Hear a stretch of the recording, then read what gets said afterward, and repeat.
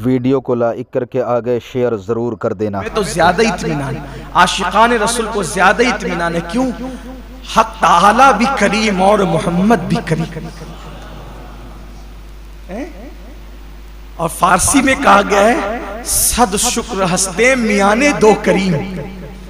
मैं अल्लाह का शुक्र अदा करता हूं कि मैं दो करीमों के दरमियान हूं। मैंने मर के जाना कहां है? दो करीमों के दरमियान जाना है। दो करीमों के दरमियान जाना है। हक ताला भी करीम और मोहम्मद भी करीम।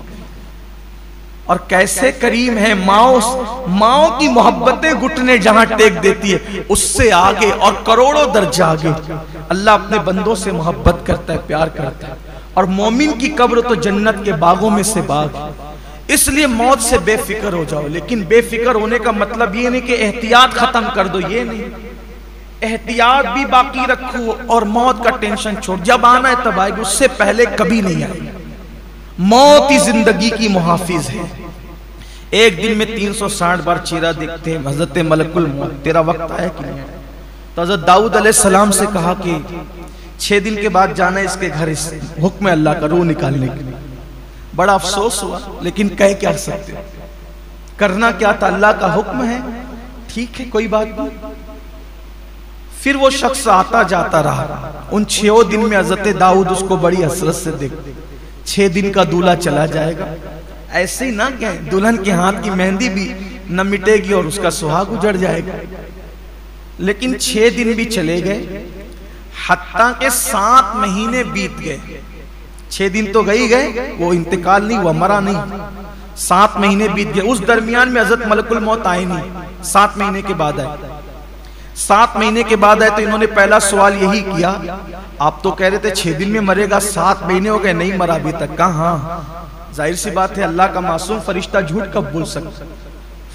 फरिश्तों में रसूल है वो, फरिश्तों में रसूल है। हजरत जिब्रील, हजरत मीकाईल, हजरत इज़राइल, हजरत इसराफील, ये लोग रसूल फरिश्ते हैं। बहुत शान वाले लोग हैं, ये मामूली लोग नहीं है। इनकी बड़ी अजमत और बुजुर्गी है। मासूम है वो लोग, मासूमों में मासूम है, फरिश्तों में फरिश्ते।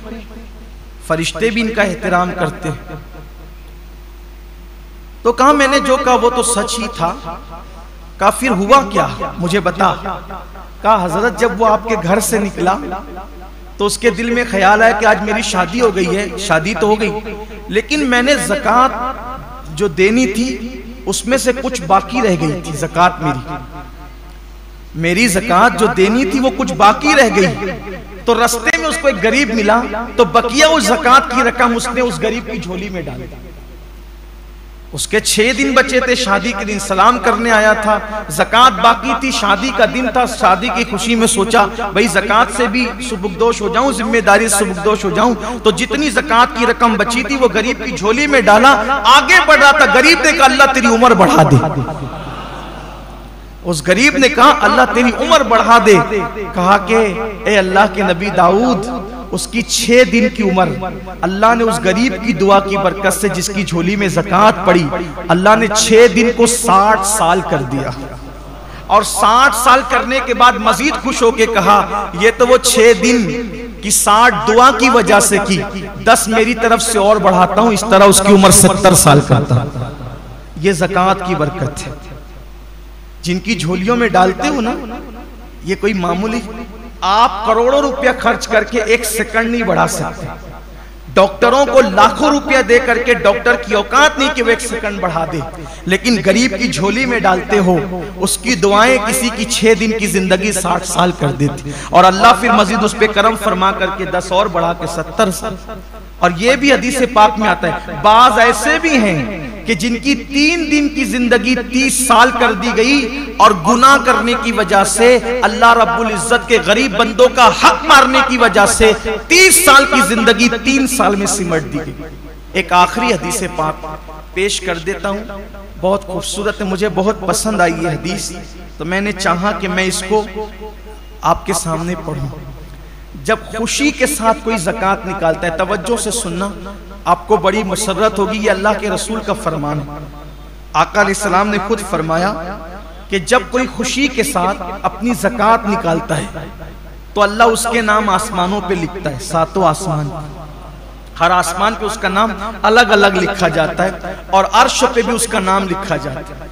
देखो हम लोग अगर अखबार में नाम आए तो कितना बड़ा बड़ा डोनेशन देते हैं ना, फोटो छपे तो कितना बड़ा बड़ा डोनेशन देते हैं, यहाँ फोटो छपेगा, ये लीडर मेरा नाम लेगा, वो नाम लेगा, वो नाम। देखो ज़कात खुशदिली से देने वालों के लिए कितना बड़ा इनाम है। मेरे आका सैयदुल आलमीन सादिक व मज़दूक फरमाते हैं, जो खुशदिली की कैद है, इसमें तावान समझ के नहीं, टेक्स समझ के नहीं, खुशदिली के साथ अल्लाह की राह में दे, उसने दिया तो दे रहा हूँ। आका फरमाते हैं जो पूरी पूरी ज़कात खुशदिली के साथ अदा करता है, पहले आसमान पे उसका नाम करीम लिखा जाता है, यानी ये शख्स करीम है।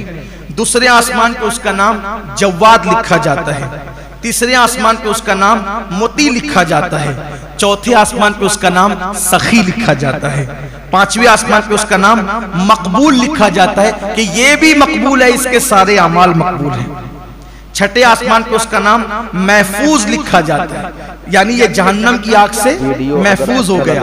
और सातवें आसमान पे उसका नाम मगफूर लिखा जाता है, यानी इसके सारे गुनाह बख्श दिए गए। और अर्श आजम पे उसका नाम हबीबुल्लाह लिखा जाता है, ये शख्स अल्लाह का महबूब बन गया है, जो ज़कात सही तौर पर अदा करता है। इसलिए रमजान शरीफ का मौसम है, हिसाब लगाकर और जो हिसाब में आए उससे कुछ ज्यादा ज़कात निकालिए, पूरी निकालिए और मुस्तहिकीन को, पास पड़ोस रिश्तेदारों को और साथ ही साथ जो मदारिस से दीनिया दीन मतीन की खिदमत कर रहे हैं उनको भी अल्लाह ने तौफीक दिए तो मजबूत करें। अल्लाह हम सब के हाल पे रहम करे, अल्लाह पूरी उम्मत पर करम की नज़र फरमाए। फिर आपसे गुजारिश करता हूँ, सहरी और इफ्तार में 5-10 मिनट का टाइम निकाल के बैठें और कसरत से दुआ करें, बिलखुसूस तमाम आलम इस्लाम के मुसलमानों की बलाएं मुश्किलें दूर होने के लिए दुआ करें।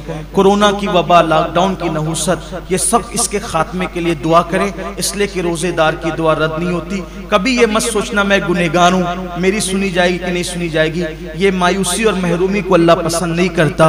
अगर तुम यकीन से मांगोगे तो अल्लाह जैसे नेकों की सुनता है वैसे अल्लाह गुनहगारों की भी सुनता है। अल्लाह सब की सुनने वाला है। यकीन के साथ दुआ करो, जहाँ अपने लिए मांगो पूरी उम्मत के लिए मांगो, पूरी कौम के लिए मांगो और खास तौर पे ये दुआ करो अल्लाह इस्लाम और मुस्लिमीन को पूरी दुनिया में गलबा नसीब फरमाए।